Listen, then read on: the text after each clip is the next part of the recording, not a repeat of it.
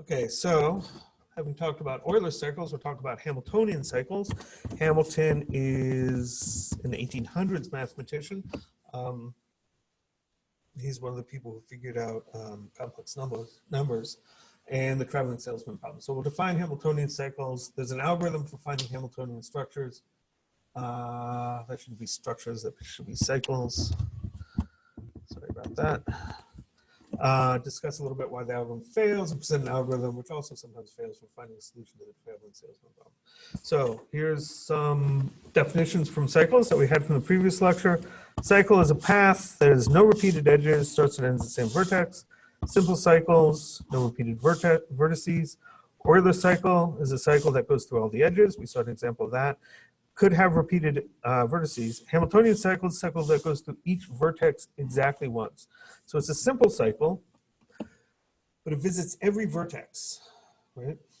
So here's our graph. Can we find a Hamiltonian cycle for this? So here we just need to visit every vertex. It's a cycle. We have to start and end at the same place. So it doesn't matter where we start and end. We'll just start at A, and we'll go to B, and we can go to C, A to B to C, and then down to E, and then up to D. And from D, we can go down to F, from F to G, and from G to A. And so there's our cycle, Hamiltonian cycle. There's a number of different Hamiltonian cycles in this. You can find a bunch of different ones. And you know, if you have a graph that's just like a little picture, it's not that hard to see where you have a Hamiltonian cycle. If you have a graph that's dense, it's got a lot of edges, then you probably can find a Hamiltonian cycle. So here's a graph that doesn't have a Hamiltonian cycle. If you start at this vertex, what can you do? Well, you can go to here, you can go to here, you can go to here, so you can sort of do these outside things, and then you have to go through the inside ones. You could come to here, you could come to here, you can come to here, so we're doing okay. Down to here, and then you have to pick. If you're sitting here, right, we start here, we go all the way around, we come up through here. Now we have to pick one of these two. But if I pick this one, everything's symmetric, so it doesn't really matter that much which one I pick. If I pick this one, right, from there, I can't go back to this vertex. I can't go back to this vertex because I've already visited it. I can't go back to this vertex, sorry, because I already visited it. So I have to go back down here. Now I'm here, and now I've got a problem. If I go straight over to A, that finishes my cycle, but I've left out this vertex. If I go down this way to pick up this vertex, then I'm trapped. I can't go to any of the other vertices. So there's no Hamiltonian cycle there, right? No matter how you try to adjust for that, there won't be one, right? And we can show why that is in 2 lectures. You know, it's Hamiltonian cycle is a little bit harder to deal with than Euler cycles. Euler cycles have this very nice theorem. If everything's got even degree, you've got an Euler cycle, but Hamiltonian cycles, it's harder to tell what the conditions are. So Johnson Baugh, the book, had something called algorithm 8.3.10, which is the algorithm for trying to find Hamiltonian cycles in the following graph. So we'll see a couple of things about how this works. So let me point out first, there is a Hamiltonian cycle.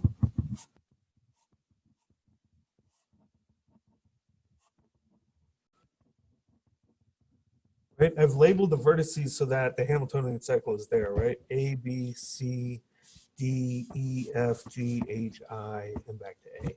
Right? So we just follow the letters, you can see that there's a Hamiltonian cycle. So what is algorithm 8.3.10 for trying to find Hamiltonian cycles in a graph? So you pick a start place, we'll pick D for whatever reason, and then you pick a direction to go, right? And you pick E. So we'll go from D, we'll go up to E, And now we're sitting at E, right? And we've got three options. You can't go back to D because the Hamiltonian cycle visits each vertex at least once. If we leave D going this way, we're gonna have to arrive back at D going this way. So you pick one of these three, and suppose we pick G. So we go D, E, G, and now we're sitting at G. What can we do at G? We can pick to go either to F or to H. So suppose we go down to F, and from F we decide to go down to C, and from C we decide to go down to B, and then from B we go to A, and from A we go to I, and from I we go to H.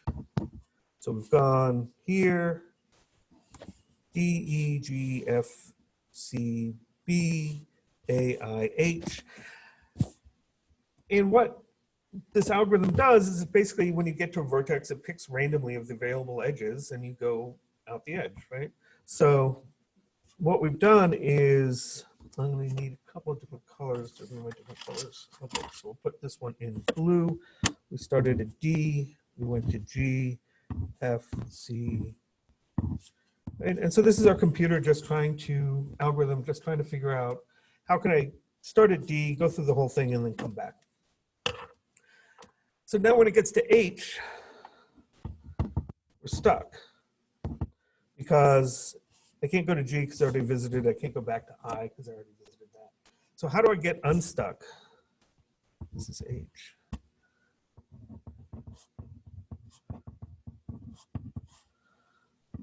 This is something called backtracking.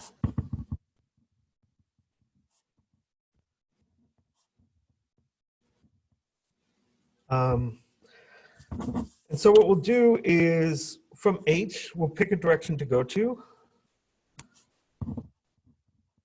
Go to G, right? Because we came from I, so we'll go to G.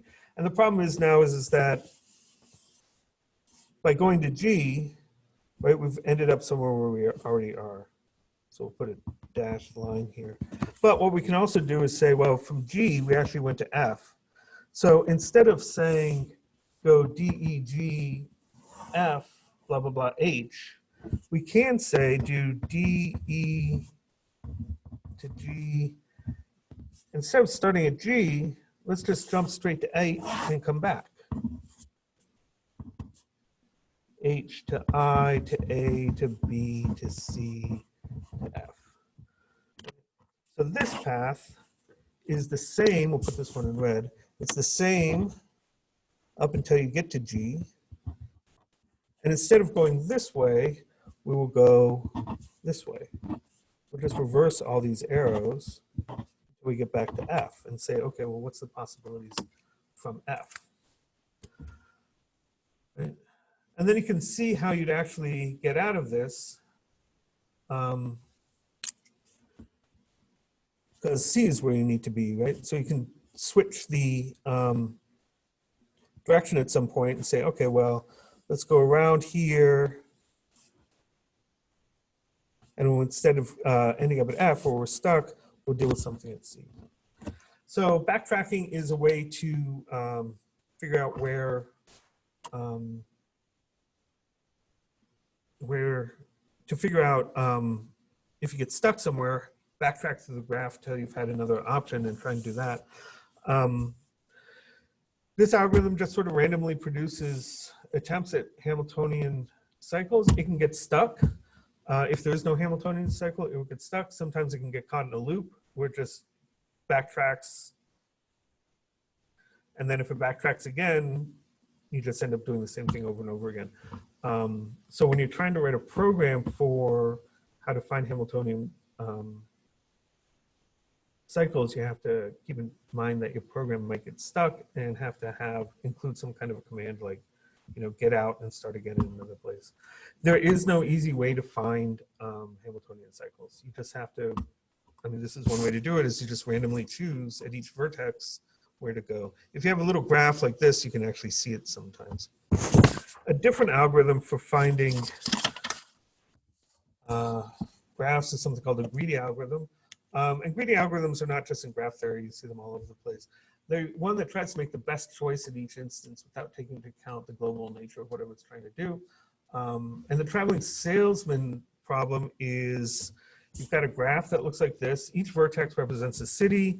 Each weight on each edge represents how long it takes to get from city to city. So for this, it takes 3 hours to get from city A to city B, takes 5 hours to get from B to C, etc. Only 1 hour to get from D to C.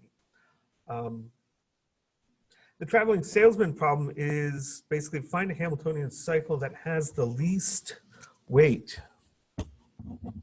Find the Hamiltonian cycle with the shortest distance travel, the least weight. So what's the Hamiltonian cycle in this that gives you the least weight? The greedy algorithm that works, and it doesn't work all the time, but it does give you a good solution most of the time, is pick a vertex to start from, choose the edge with the least weight. So if we start at A, right, you look at your possible weights are 7, 4, and 3.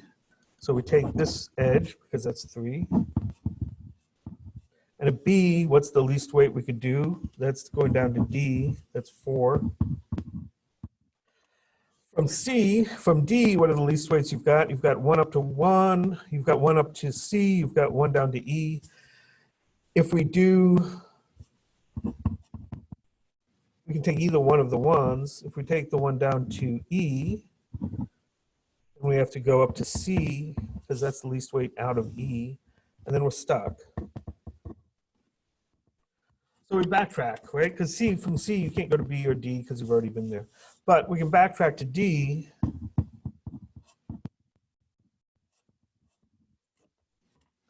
And so instead of going A, D, E, C, we'll go A, D, C, E.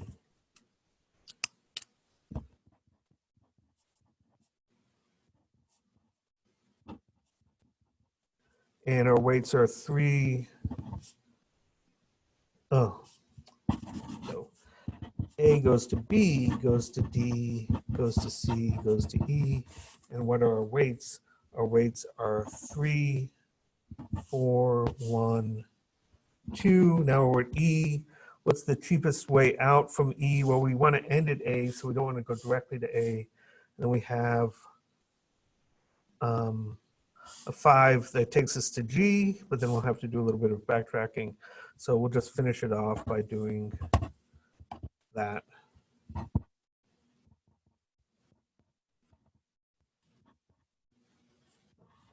A. So E is 6, 4. What's the total weight of that cycle? You just add everything up, 7, 8, 10, 16, 20, 27. Is that actually the minimum? Might not be. Might not find the optimal one. There might be something that's 25 or 26. But this is probably pretty good. This is probably a pretty good solution to it. So that's called a greedy algorithm. At each step, you try and take the cheapest way. And if you get stuck, backtrack a little bit and start over again. Okay, so again, for small graphs like this, you can just look at it and generally figure out what the solution is. If you're actually trying to program a graph with millions of vertices and millions of edges, you can't do that. And what a program can do essentially is follow the graph. It knows that this is a vertex, it knows that that's a vertex, and it knows there's an edge connecting them, right? And so you just have to follow the edges and see if things can work out.